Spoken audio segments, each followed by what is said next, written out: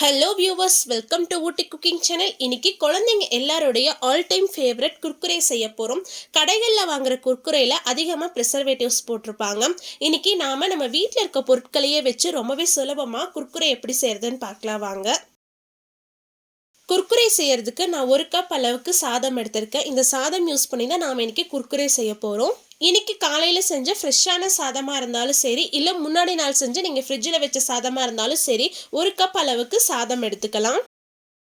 இந்த சாதத்தை ஒரு மிக்ஸி ஜாரில் மாற்றிருக்கேன். இது கூடவே 3 டேபிள் ஸ்பூன் அளவுக்கு தண்ணி சேர்த்து நல்லா நைஸான பேஸ்ட்டாக அரைச்செடுக்கணும். தண்ணி அதிகமாக சேர்க்கக்கூடாது, நல்லா திக்காக இருக்கணும். உங்களால் எந்த அளவுக்கு திக்காக அரைக்க முடியுமோ அந்த அளவுக்கு நல்லா திக்கான பேஸ்ட்டை அரைச்சி எடுத்துக்கலாம். பாருங்க, இந்த அளவுக்கு நல்லா திக்கான பேஸ்ட்டாக அரைப்பட்டு வரணும். இதை வேற ஒரு பாத்திரத்தில் மாற்றி எடுத்துக்கலாம். நாம அரைச்சி எடுத்து இந்த சாதத்து கூடவே 2 டேபிள் ஸ்பூன் அளவுக்கு கடலை மாவு சேர்த்திருக்கேன். கூடவே 2 டேபிள் ஸ்பூன் அளவுக்கு அரிசி மாவு சேர்த்துக்கலாம். இது கூடவே 2 டேபிள் ஸ்பூன் அளவுக்கு கார்ன்ஃப்ளவர் மாவு சேர்த்துக்கோங்க. இது கூடவே 1 டீஸ்பூன் அளவுக்கு காஷ்மீரி மிளகாய் தூள் சேர்த்துருக்கேன். நீங்கள் உங்கள் காரத்துக்கு தகுந்த மாதிரி மிளகாய் தூள் சேர்த்துக்கோங்க. கூடவே 1 டீஸ்பூன் அளவுக்கு கரம் மசாலா சேர்த்துருக்கேன். தேவையான அளவு உப்பு சேர்த்துட்டு இந்த மாவு எல்லாத்தையுமே நல்லா கலந்து விட்டுறலாம்.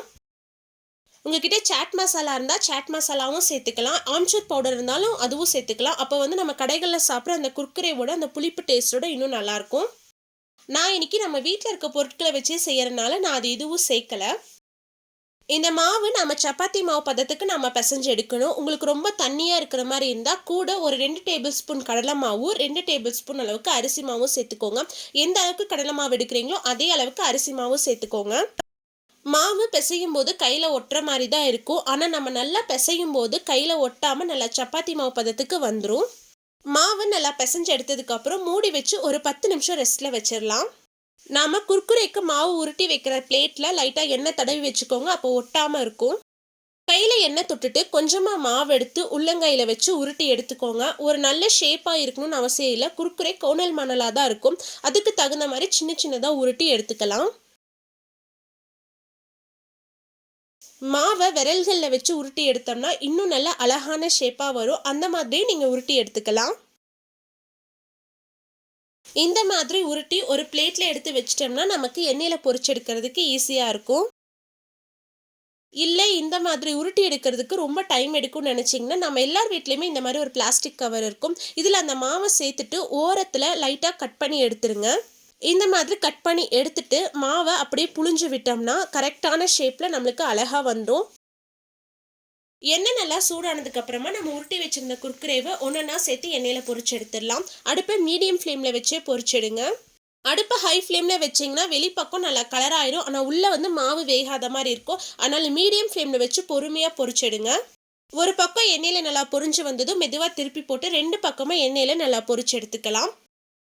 குர்குரே எல்லாம் எண்ணெயில் நல்லா பொரிஞ்சு இந்த மாதிரி நல்லா கோல்டன் ப்ரௌன் கலராக ஆனதுக்கப்புறமா இதை எடுத்து வேற ஒரு பிளேட்டில் மாற்றி வச்சிடலாம். நாம் பிளாஸ்டிக் கவரில் சேர்த்து வச்சுருந்த மாவை டைரெக்டாக அப்படியே எண்ணெயிலையும் நம்ம புழிஞ்சு விட்டுலாம். நல்லா பெருசாக ஒரு ரவுண்டாக புழிஞ்சு விட்டுட்டு அப்புறம் அது வெந்ததுக்கு அப்புறமா நம்ம கையில் எடுத்து உடச்சி விட்டுடலாம். அப்படி செஞ்சிங்கன்னா இன்னும் நல்லா ஈஸியாக இருக்கும். ஆனால் நமக்கு கடைகளில் சாப்பிட்ற அந்த குர்குரே மாதிரி நம்மளுக்கு ஷேப் கிடைக்கணும்னா கையில் உருட்டி போட்டிங்கன்னா தான் அதே மாதிரி ஷேப்பில் இருக்கும். குர்குரே எல்லாமே எண்ணெயில் பொரிஞ்சு நல்லா சூப்பராக ரெடி ஆகிடுச்சு. வீக்லி ஒன்ஸ் இந்த மாதிரி செஞ்சு வச்சுட்டிங்கன்னா குழந்தைங்க விருப்பப்பட்டு சாப்பிடுவாங்க. இது கூடவே 1 டேபிள் ஸ்பூன் அளவுக்கு எலுமிச்சம்பழம் சாறு சேர்த்து நல்லா கலந்து விட்டுடலாம். நான் இதில் சாட் மசாலா, ஆம்ச்சூர் பவுடர் எல்லாம் சேர்க்கல. உங்ககிட்ட இருந்தால் நீங்கள் சேர்த்துக்கோங்க. அந்த புளிப்பு சுவைக்காக நான் 1 டேபிள் ஸ்பூன் அளவுக்கு எலுமிச்சம்பழம் சாறு சேர்த்துருக்கேன். இது கூடவே 1 டீஸ்பூன் அளவுக்கு மிளகாய் தூள் சேர்த்துட்டு நல்லா கலந்து விட்டுடலாம். நாம் எண்ணெயில் பொரிக்கும் போதே உப்பு சேர்த்துருக்கோம். ஒருவேளை உங்களுக்கு உப்பு பத்தலைன்னா இந்த ஸ்டேஜில் உப்பு சேர்த்து நல்லா கலந்து விட்டுருங்க. அவ்வளோதான், ரொம்பவே சூப்பரான குர்குரே ரெடி ஆயிடுச்சு. நம்ம கடைகளில் சாப்பிட்ற அதே டேஸ்ட்டில் நல்லா கிறிஸ்பியாக இருக்கும். ரொம்பவே ஈஸியாக நம்ம வீட்டில் இருக்க பொருட்களை வச்சு சூப்பரான குர்குரே ரெடி பண்ணியாச்சு. இதில் நம்ம எந்த ஒரு ப்ரிசர்வேட்டிவ்ஸும் சேர்க்கல. அதனால் குழந்தைங்க தாராளமாக எவ்வளோ வேணாலும் சாப்பிடலாம். ரொம்பவே சூப்பரான டேஸ்ட்டில் குர்குரே ரெடி ஆயிடுச்சு. கண்டிப்பாக நீங்களும் உங்கள் வீட்டில் செஞ்சு பார்த்துட்டு எப்படி இருந்துச்சு மறக்காமல் கமெண்ட்ஸில் சொல்லுங்கள். உங்களுக்கு இந்த வீடியோ பிடிச்சிருந்தா லைக் பண்ணுங்க, ஷேர் பண்ணுங்க. மறக்காம ஊட்டி குக்கிங் சேனலுக்கு சப்ஸ்கிரைப் பண்ணுங்க. மீண்டும் அடுத்த ஒரு ரெசிபியில் சந்திப்போம். பாய், see you soon.